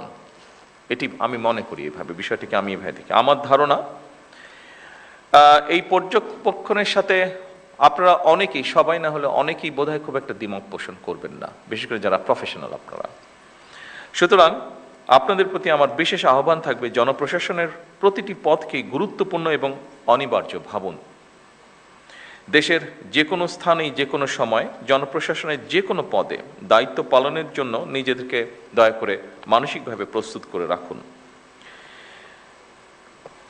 যে কারণে আমি কথাটি বলেছি সেই কারণটি হচ্ছে, দেখুন, আমরা সকলেই যদি একটি কথা মনে রাখি, সেটি হচ্ছে একটি সরকার যেরকম চিরস্থায়ী নয়, জনপ্রশাসনের কোনো পদ কারো জন্য চিরস্থায়ী নয়। এই জন্যই আমি পূর্বের কথাটি বলেছি আপনাদের সামনে। জনপ্রশাসনের যে কোনো স্তরের কর্মকর্তাগণ যদি রাষ্ট্রের প্রয়োজনে যে কোনো সময় যে কোনো পদে দেশের স্বার্থে যে কোনো স্থানে কাজ করার জন্য মানসিকভাবে প্রস্তুতি থাকেন, আমার বিশ্বাস জনপ্রশাসনে পেশাদারিত্ব গড়ে ওঠার ক্ষেত্রে এটা একটা সহায়ক ভূমিকা রাখবে। সম্মানিত সকল উপস্থিতিবৃন্দ, একটি গণতান্ত্রিক সরকার নির্বাচিত করেছে বিগত 12 তারিখের নির্বাচন সরাসরি এই দেশের জনগণ সরাসরি ভোটের মাধ্যমে। দীর্ঘদিন ধরে একটি জবাবদিহিমূলক, ন্যায়ভিত্তিক ও জনকল্যাণমুখী শাসন ব্যবস্থার প্রত্যাশা থাকা থেকে সাধারণ মানুষের আকাঙ্ক্ষার প্রতিফলন হচ্ছে বর্তমান সরকার। স্বাভাবিকভাবেই জনগণ সরকারের প্রতিটি কাজের মাধ্যমে তাদের আকাঙ্ক্ষার একটি বাস্তব প্রতিফলন দেখতে চাইবে। সরকারের নীতি ও পরিকল্পনা বাস্তবায়নের ক্ষেত্রে আপনারা, যা আগের বক্তাগণ উল্লেখ করে গেছেন তাদের বক্তব্যে, আপনারা বিশেষ করে বিভাগীয় কমিশনার এবং জেলা প্রশাসকগণই জনগণের সঙ্গে সরকারের প্রধান সেতু বন্ধন। আপনাদের সততা, কর্মদক্ষতা এবং দায়বদ্ধতার উপরে সরকারের গৃহীত কার্যক্রমের সাফল্য বলা যায় প্রায় পুরোটাই নির্ভর করে। সম্মানিত সকল উপস্থিতিবৃন্দ, দেশের বর্তমান রাজনৈতিক, অর্থনৈতিক, সামাজিক ব্যবস্থা সম্পর্কে আমার মনে হয় আপনারা ভালোভাবে অবগত আছেন। দেশের ইতিহাসে সবচেয়ে ভঙ্গুর অর্থনীতি, দুর্বল বিভাজিত জনপ্রশাসন এবং অবনতিশীল আইন শৃঙ্খলা পরিস্থিতির মধ্যে বর্তমান সরকারকে কাজ শুরু করতে হয়েছিল। যে পরিস্থিতিটির বর্ণনা আমি দিলাম, সেই পরিস্থিতি ছিল যখন আমরা কাজ শুরু করেছি। অবশ্যই আমি দৃঢ়ভাবে বিশ্বাস করি আপনাদের সহযোগিতায় অনেকখানি সেই পরিস্থিতির আমরা পরিবর্তন করতে সক্ষম হয়েছে এই 2.5 মাসে। তবে সম্পূর্ণভাবে সেটি এখনো পরিবর্তিত হয়নি। ফ্যাসিবাদী শাসন আমলে দুর্নীতি, লুটপাট রাষ্ট্র এবং জনগণকে ঋণগ্রস্ত করে ফেলেছিল। সেই শাসন আমল 30 লক্ষ কোটি টাকা ঋণের বোঝা নিয়েই বর্তমান সরকার যাত্রা শুরু করেছে। আপনারা কম বেশি ধারণা অবশ্যই আপনাদের আছে যে আমরা দেখেছি বিগত সরকারের সময় দেশকে একটা আমদানি নির্ভর রাষ্ট্রে পরিণত করে ফেলা হয়েছিল। বিভিন্ন স্ট্যাটিস্টিক্স যেটা বলে, দেশে দারিদ্র্য বেড়েছে, দেশে বেকারত্ব বেড়েছে, নতুন কর্মসংস্থান হয় নাই বললেই চলে। প্রতিটি সাংবিধানিক এবং বিধিবিদ্ধ প্রতিষ্ঠানকে বলা যায় অকার্যকর করে ফেলা হয়েছিল। আপনারা মনে হয় তার সবচেয়ে বড় উদাহরণ, যেহেতু আপনার প্রশাসনে বিভিন্ন জায়গায় আছেন, বিভিন্ন জায়গায় কাজ করছেন। বিচার বিভাগ, নির্বাচন কমিশন, দুদক সবকিছুই ছিল অকার্যকর। শিক্ষা, স্বাস্থ্য সব সেক্টরই বলা যায় ভঙ্গুর অবস্থা। অপরদিকে বর্তমানে যুদ্ধ পরিস্থিতি ও নতুন সরকারের সামনে একটি চ্যালেঞ্জ হয়ে দাঁড়িয়েছে। যুদ্ধ পরিস্থিতি থেকে হয়তো এই মুহূর্তে পৃথিবীর কোনো দেশই রক্ষা পায়নি, সব দেশই কম বেশি এফেক্টেড হয়েছে, বাংলাদেশে এফেক্টেড হয়েছে। তবে জনগণের ভোগান্তি না বাড়িয়ে আমরা সকলে মিলে কিভাবে পরিস্থিতির মোকাবেলা করা যায় সেটি হচ্ছে আমাদের চেষ্টা বা অব্যাহত চেষ্টা সেটা, এবং আপনাদের সহযোগিতায় সেই চেষ্টা আমরা অব্যাহত রেখেছি। ঠিক এই পরিস্থিতি মোকাবেলা করেই কিন্তু বর্তমান সরকার দেশের আবহমান কালের ধর্মীয়, সামাজিক মূল্যবোধের আলোকে একটি ন্যায়ভিত্তিক কল্যাণ রাষ্ট্র প্রতিষ্ঠা করতে চাইছি আমরা, এবং এই লক্ষ্যকে বাস্তবায়নে সরকার দেশের প্রতিটি শ্রেণী পেশার মানুষের জীবন মান উন্নয়নের বিভিন্ন পদক্ষেপের বাস্তবায়ন কাজ শুরু করেছে। সরকার ইতিমধ্যে একটি নীতিমালার ভিত্তিতে জনপ্রশাসন অর্থাৎ আপনাদের মাধ্যমেই কৃষক কার্ড, ফ্যামিলি কার্ড, স্পোর্টসের যে বিষয়টি সহ দেশে ইমাম, মুয়াজ্জিম এবং অন্যান্য ধর্মীয় গুরুদেরকেও প্রতি মাসে আমরা সম্মানের যে ব্যবস্থা করেছি সেই কার্যক্রমগুলি শুরু হয়েছে, যা শুরু করেছি আমরা আপনাদের মাধ্যমে। সম্মানিত উপস্থিতিবৃন্দ, দলমত নির্বিশেষে রাষ্ট্র সমাজের প্রত্যেকটা মানুষকে রাষ্ট্রীয় সামাজিক নিরাপত্তা বেষ্টনীর মধ্যে নিয়ে আসাই হচ্ছে আমাদের বর্তমান সরকারের লক্ষ্য। আপনারা বিধিবদ্ধ নিয়ম মেনে জনগণের জন্য সরকারের গৃহীত সেই কর্মসূচিগুলিকে সুচারিতভাবে বাস্তবায়ন করবেন, এটিই কিন্তু জনপ্রশাসনের কাছে সরকারের প্রত্যাশা। সরকারের পরিকল্পনা অনুযায়ী প্রথমে নির্ধারিত এবং নির্বাচিত প্রতিটি সেক্টরের মানুষের কাছে সরকারের গৃহীত বিভিন্ন ধরনের সহায়তা বা সহযোগিতা আপনারা দয়া করে পৌঁছে দেবেন। দেশকে বন্যা খরা থেকে মুক্ত রেখে সরকার সুষ্ঠু পানি ব্যবস্থার মাধ্যমে প্রায় সারা বছর কৃষকদের সেচ সুবিধাও নিশ্চিত করতে চায়, এবং এই লক্ষ্যেই সরকার এক্সকাভেটর যেটি আছে, মেশিনটি যেটি আছে, এটার পরিবর্তে জনগণকে যতটুকু সম্ভব সম্পৃক্ত করে সারা দেশে আমাদের যে 20,000 কিলোমিটার খাল খননের পরিকল্পনা রয়েছে আগামী 5 বছর, এই কাজটি আমরা করতে চাইছি। কারণ মেশিনের পরিবর্তে আমরা যদি যতটুকু সম্ভব মানুষকে সম্পৃক্ত করি, আমরা কৃষিপ্রধান বাংলাদেশকে পুনরায় কৃষি বিপ্লবের দিকে নিয়ে যেতে চাই। এর বাইরেও জনগণকে সম্পৃক্ত করা গেলে খাল খনন একটা সাময়িক কর্মসংস্থানেরও কিন্তু ব্যবস্থা হবে বহু মানুষের জন্য। এর বাইরেও জনগণের মধ্যে সামাজিক সংহতি এবং সম্প্রীতি সৃষ্টিতেও এই খাল খনন ভূমিকা রাখবে, যার প্রতিফলন বা যার বাস্তবায়ন আমরা অতীতেও দেখেছি। সেজন্যই আমরা এটি করতে চাইছি। সম্মানিত উপস্থিতিবৃন্দ, একটা বিষয় আমি আরেকটু পরিষ্কার করে আপনাদের সামনে তুলে ধরতে চাই। নির্বাচনী ইশতেহার এবং জনগণের সামনে স্বাক্ষরিত যে জুলাই সনদ, আমরা সেই সকল কিছুর অর্থাৎ আমাদের ম্যানিফেস্টো এবং জুলাই সনদ, এটার প্রতিটি দফা, প্রতিটি অঙ্গীকার পর্যায়ক্রমে আমরা বাস্তবায়ন করতে চাই। আমরা এ ব্যাপারে বদ্ধপরিকর।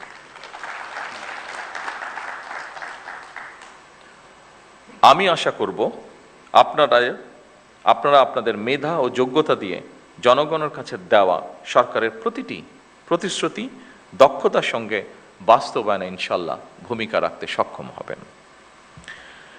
সম্মানিত বিভাগীয় কমিশনার এবং জনপ্রশাসনের কর্মকর্তাবৃন্দ, আপনারা রাষ্ট্র পরিচালনায় সর্বোচ্চ প্রশাসনিক স্তরে অবস্থান করছেন।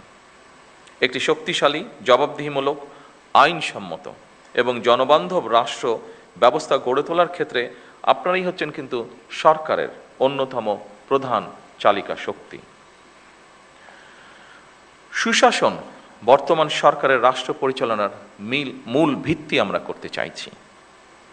সুশাসনের জন্য প্রয়োজন দক্ষ ব্যবস্থাপনা, যোগ্য নেতৃত্ব এবং অবশ্যই জবাবদিহিতা। দুর্নীতির বিরুদ্ধে সরকারের অবস্থান পরিষ্কার, সেটি হচ্ছে আমরা কম্প্রোমাইজ করতে চাই না দুর্নীতির সাথে। নির্ধারিত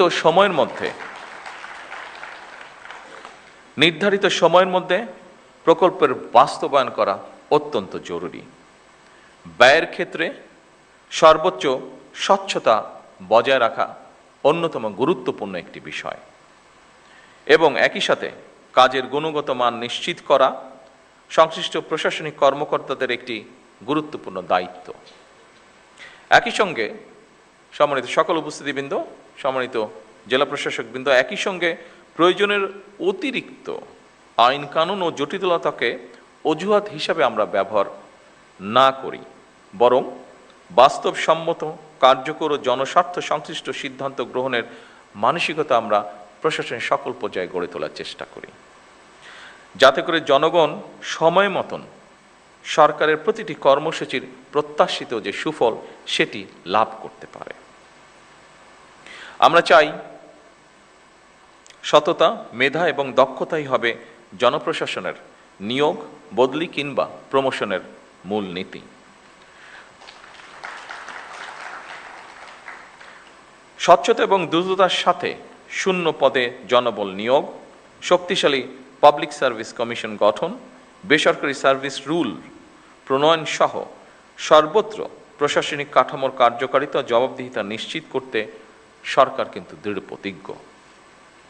সম্মানিত জেলা প্রশাসকবৃন্দ, সম্মানিত সকল উপস্থিতিবৃন্দ, কমিশনারবৃন্দ, বিশ্ব এখন আর্টিফিশিয়াল ইন্টেলিজেন্সের যুগে প্রবেশ করেছে। এ ব্যাপারে আমরা সবাই ওয়াকিফাল। সুতরাং বৈশ্বিক প্রতিযোগিতায় যদি টিকে থাকতে হয়, তাহলে অবশ্যই জনপ্রশাসনের কর্মকর্তাদেরকেও কিন্তু সময়ের সঙ্গে মোকাবেলায় নিজেদেরকে প্রস্তুত রাখতে হবে। আমি শিওর আপনারা এই ব্যাপারে সচেতন আছেন এবং সে ব্যাপারে নিজেদেরকে প্রস্তুত করে তুলছেন। চতুর্থ বিপ্লবের এই যুগে কৃত্রিম বুদ্ধিমত্তা, অটোমেশন এবং ডিজিটাল প্রযুক্তির মাধ্যমে জনপ্রশাসনের কার্যক্রমকে আরও কীভাবে সময় উপযোগী, দক্ষ, স্বচ্ছ এবং জবাবদিহি করা যায়, এটি বোধহয় আমাদের এখন চিন্তা করা উচিত হবে। এবং আমি মনে করি যেহেতু এই আইটি বলেন বা আর্টিফিশিয়াল ইন্টেলিজেন্স বলেন, এইগুলো এগিয়ে যাচ্ছে, আমার মনে হয় আমাদের এই বিষয়ে ডেভেলপ করা ছাড়া বিকল্প কোনো কিছু নেই।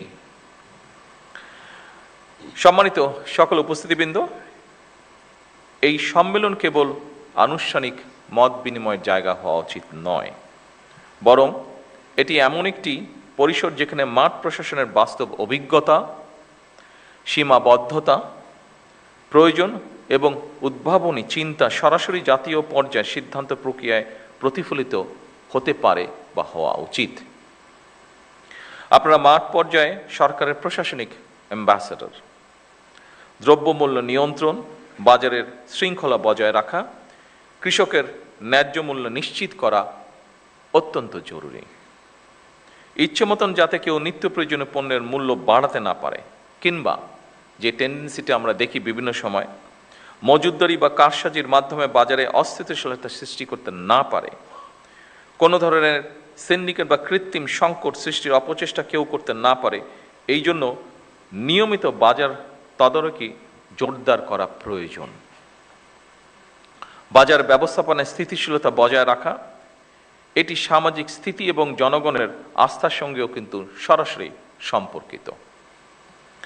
সম্মানিত সকল অতিথিবৃন্দ, কৃষক যেন তার উৎপাদিত ফসলের ন্যায্য মূল্য পায়, পাশাপাশি কৃষকের জন্য সার, বীজ, সেচ, সংরক্ষণ সুবিধা এবং বাজারজাতকরণের উপযোগী পরিবেশ নিশ্চিত করাও আমাদের জন্য জরুরি। কৃষিকে শুধু উৎপাদনের বিষয় হিসেবে নয়, বরং গ্রামীণ জীবিকা, খাদ্য নিরাপত্তা, কর্মসংস্থান, গ্রামীণ জনগণের শহরমুখিতা হ্রাস এবং স্থানীয় অর্থনৈতিক স্থিতিশীলতার নিয়ামক হিসাবে আমার মনে হয় দেখা প্রয়োজন। এই বিষয়টির সাথে নিশ্চয়ই আপনারা কম বেশি একমত হবেন।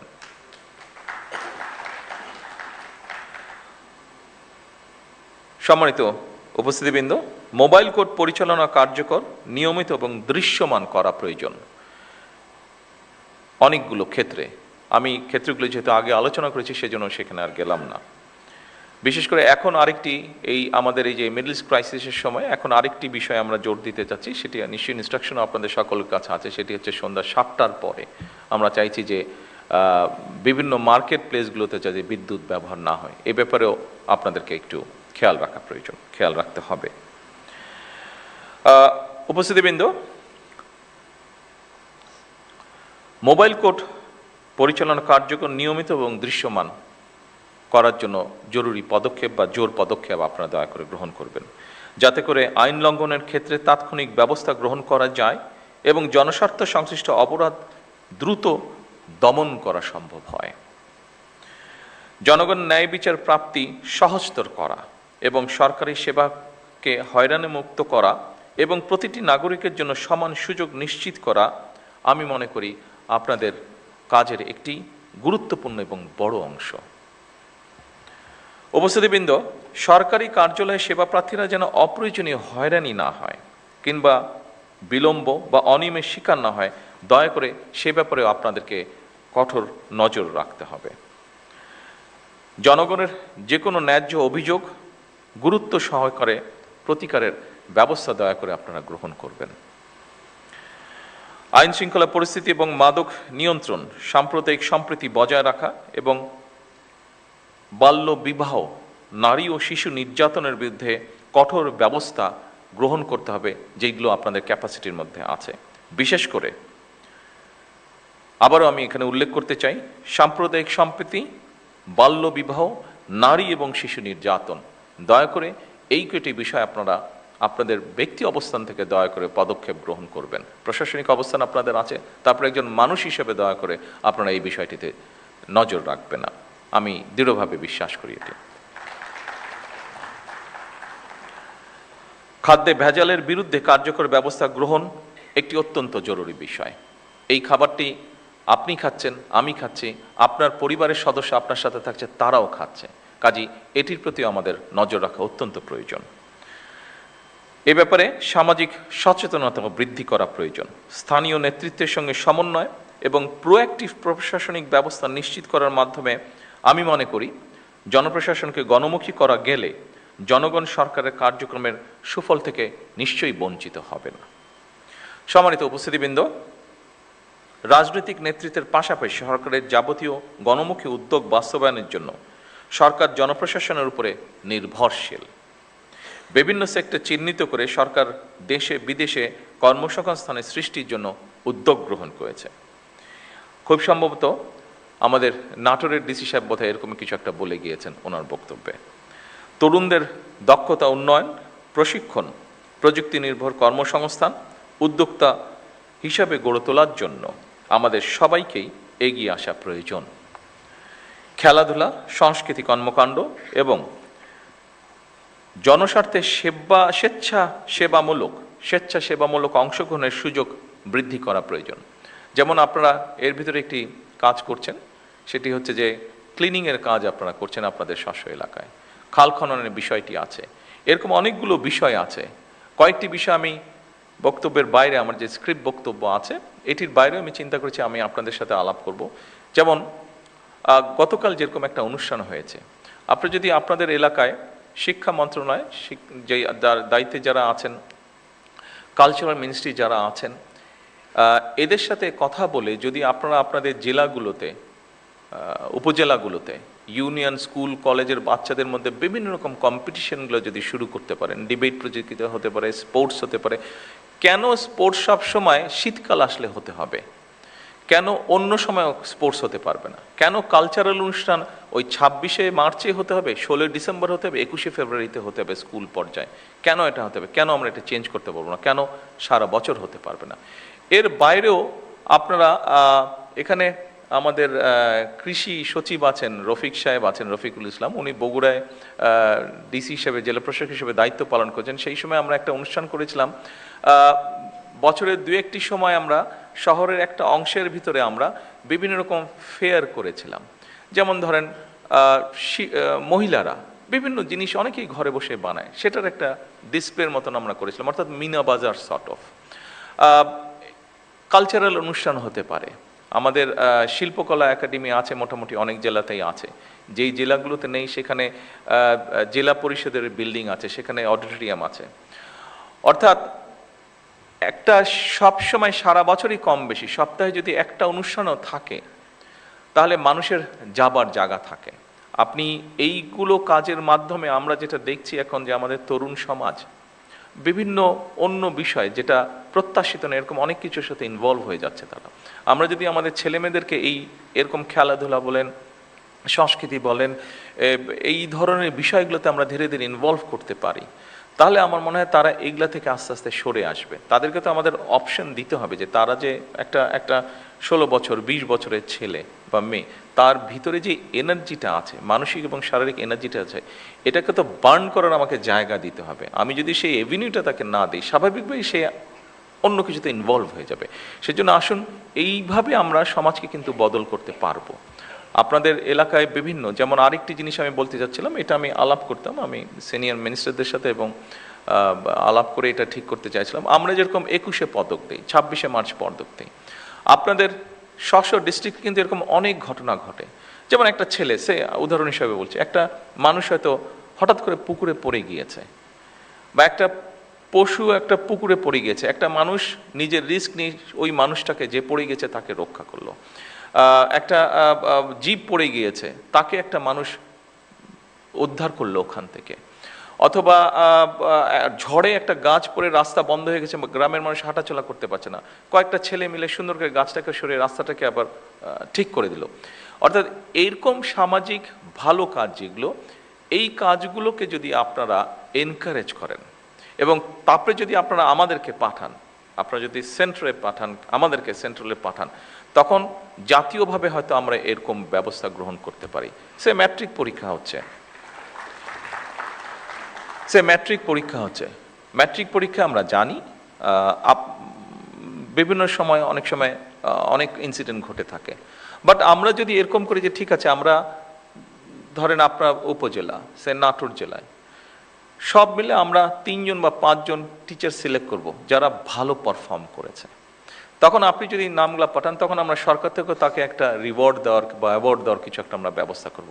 এই ধরনের বিষয়গুলো যদি আপনারা চিন্তা করেন, ফলে হবে কি, দেখুন এই সমাজে, এই দেশে তো আমরা সকলে মিলেই বাস করছি।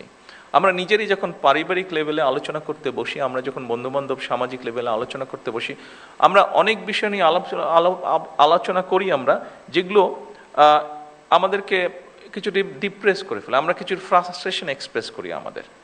কিন্তু আমরা সকলে মিলে যদি এইরকম কিছু কিছু জিনিস চালু করতে পারি, নিশ্চয়ই আমরা পরিবর্তন কিছুটা করতে পারবো, আস্তে আস্তে করতে পারবো। যে কোনো পরিবর্তনই তো একদিনে হবে না, 1 মাস 6 মাস 1 বছরে হবে না। কিন্তু আমরা যদি, আমার ধারণা এটা, আমি যেহেতু অনেকদিন আমাকে বাইরে থাকতে হয়েছে, আমি দেখেছি সেই সব দেশে এরকম প্র্যাকটিস করে তারা, এরকম ছোট ছোট জিনিস হতে থাকে যেগুলো সমাজে অনেক ভ্যালু অ্যাড করে, অনেক ভ্যালু অ্যাড করে। কাজে আপনারা যদি এই উদ্যোগগুলো গ্রহণ করেন, আমরা এখান থেকে আপনাদেরকে সাপোর্ট দিতে পারবো ইনশাল্লাহ। আমরা চাই এই জিনিসগুলোকে। আমি কিছুদিন আগে ইনফরমেশন মিনিস্টার সহ, সেক্রেটারি সাহেব সহ আমরা আলাপ করছিলাম যে আমরা দেখছি সোশ্যাল মিডিয়াতে অনেক কিছু আমরা দেখছি, আমরা সমাজে আমাদের চোখেও দেখছি। আমরা যখন ছোট ছিলাম, আমরা যখন স্কুলে পড়তাম, আমরা তখন দেখেছি অনেকগুলো সোশ্যাল ভ্যালুস ছিল, রিলিজিয়াস ভ্যালুস ছিল আমাদের, বাট এখন কিন্তু সেগুলো ভেরি মাচ অ্যাবসেন্ট, আমরা দেখছি না। কাজেই ওই জিনিসগুলোকে আস্তে আস্তে আমরা কেন ফিরিয়ে আনতে পারবো না? মানুষের প্রতি মানুষের শ্রদ্ধা, মানুষের প্রতি জীবের প্রতি দয়া, প্রকৃতির প্রতি দয়া, এরকম ধরনের জিনিসগুলোকে কেন আমরা আস্তে আস্তে ছোট ছোট ঘটনার মাধ্যমে কেন আমরা আবার সামনে আনতে পারবো না? আমরা যদি এরকম আস্তে আস্তে আনতে থাকি, নিশ্চয়ই আমরা সমাজে একটা পরিবর্তন করতে সক্ষম হব। এবং এই চেষ্টাটা আমাদের সকলে মিলেই করতে হবে, কারণ এই চেষ্টাটা এই জন্যই করতে হবে কারণ আমরা সকলে মিলেই কিন্তু এই দেশটার মধ্যে বসবাস করছি। দেশটা বেটার হলে আমরা বেটার থাকবো, দেশটা খারাপ হলে আমরা খারাপ থাকবো, এটাই। সম্মানিত সকল উপস্থিতিবৃন্দ, আমরা একটি প্রযুক্তি নির্ভর, জ্ঞানভিত্তিক এবং নৈতিক রাষ্ট্র গড়তে চাই, যা আপনাদের সামনে এতক্ষণ আমি আমার নিজের কথাটি বলার চেষ্টা করেছিলাম। আমার মনে হয় আমরা যদি সেটি করতে সক্ষম হই, তাহলে এই যেই লাইনটি আমি পড়লাম, নিশ্চয়ই একসময় গিয়ে আমরা সেটি করতে সক্ষম হব, যেখানে ধর্ম, বর্ণ, মত বা রাজনৈতিক পরিচয়ের ভিত্তিতে বৈষম্য থাকবে না। এখানে একটি শব্দ লেখা আছে উপস্থিতিবৃন্দ, আমি জানি কেউ আমার সাথে এগ্রি করবেন, কেউ আমার সাথে এগ্রি করবেন না, আমি যেটা বিলিভ করি আমি সেটাই বলছি। এখানে শব্দটা লেখা আছে, যেখানে ধর্ম, বর্ণ, মত বা রাজনৈতিক পরিচয়ের ভিত্তিতে কোনো বৈষম্য থাকবে না। আমি কোনো শব্দটা বলতে চাইছি না, আমি বলতে চাইছি বৈষম্য থাকবে না। কেন কোনো শব্দটা বলতে চাইছি না? ইটস ইমপ্র্যাকটিক্যাল আমার কাছে মনে হয়। পৃথিবী থাকলে কিছু সুবিধা অসুবিধা সমস্যা থাকবে, সেই জন্য আমি কোনোটা বলতে চাচ্ছি না। হ্যাঁ, বৈষম্যটা আমরা কমিয়ে আনতে চেষ্টা করব, হয়তো কিছু বৈষম্য রয়েই যাবে, যেটা আমি দেখিনি বাট শুনেছি, যেটা যখন আমরা সোনার কোনো জিনিস তৈরি করা হয়, সেখানে কিছু তো খাদ দিতেই হয়, খাদ থাকে, একদম পিওর সোনা দিয়ে কিছু তৈরি হয় না। কাজে সমাজ যখন থাকবে, মানুষ যখন থাকবে, হয়তো বা 1% হলেও বৈষম্য থেকে যাবে। সেই জন্য আমি কোনো শব্দটা আপনাদের সামনে পড়িনি। কেন পড়িনি? যেহেতু এখানে আছে, আমার কাছে মনে হয়েছে বোধহয় সকলের সাথে আমার ওপিনিয়নটা শেয়ার করা উচিত, সেজন্যই আমি আপনাদের সামনে তুলে দিলাম কোনো শব্দটা কেন আমি উচ্চারণ করিনি। সকল উপস্থিতিবৃন্দ, আসুন, জাতীয় ঐক্যই হচ্ছে আমাদের সবচেয়ে বড় শক্তি। আমাদের মধ্যে মতভেদ থাকতে পারেই, মতভেদ থাকাটাই আমাদের মধ্যে স্বাভাবিক, কিন্তু দেশের স্বার্থে, আমি ব্যক্তিগতভাবে একজন রাজনৈতিক কর্মী হিসাবে দেশের স্বার্থে আমি বিশ্বাস করি সবার আগে বাংলাদেশ। সম্মানিত সভাপতি, সম্মানিত মন্ত্রী পরিষদের সদস্যবৃন্দ, সংসদ সদস্যবৃন্দ, উপস্থিত সকল সদস্যবৃন্দ, আমি আনুষ্ঠানিকভাবে জেলা প্রশাসক সম্মেলন 2026-এর সাফল্য কামনা করছি এবং এই সম্মেলনের আনুষ্ঠানিক উদ্বোধন ঘোষণা করছি। আসসালামু আলাইকুম।